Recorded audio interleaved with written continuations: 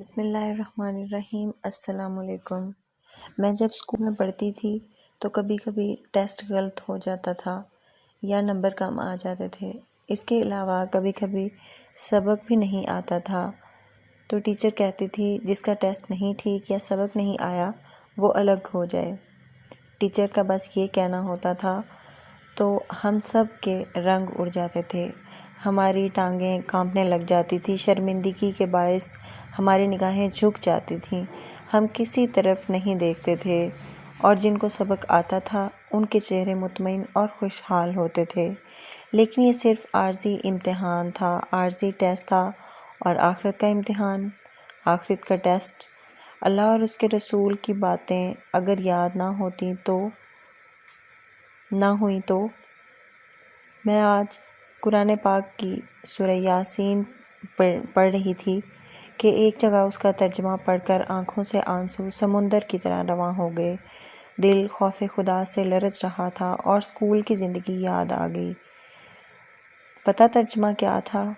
ترجمہ تھا، اے مجرموں پھٹ جائے، مجرموں الگ ہو جاؤ، اللہ تعالیٰ، اللہ پاک، اللہ جی، قیامت والے دن جب ہم سب کا حساب ہو جائے گا تو اللہ کہے گا، اے مجرموں اب الگ ہو جاؤ، پھٹ جاؤ۔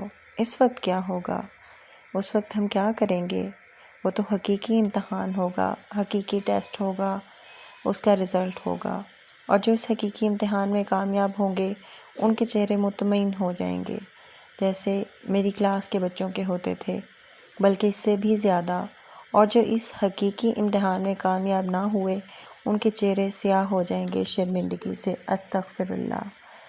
ہمیں آج سے اس حقیقی امتحان کی تیاری کرنی ہے، ہمیں اللہ اور اس کے رسول صلی اللہ علیہ وآلہ وسلم کی اطاعت کرنی ہے۔ آپ کا اپنا فیصلہ ہے، آپ نے کامیاب لوگوں میں شامل ہونا ہے یا مجرموں کے ساتھ، فیصلہ آپ کا ہے۔ اپنی زندگی میں نماز اور قرآن اور اس کے رسول اللہ کو شامل کریں۔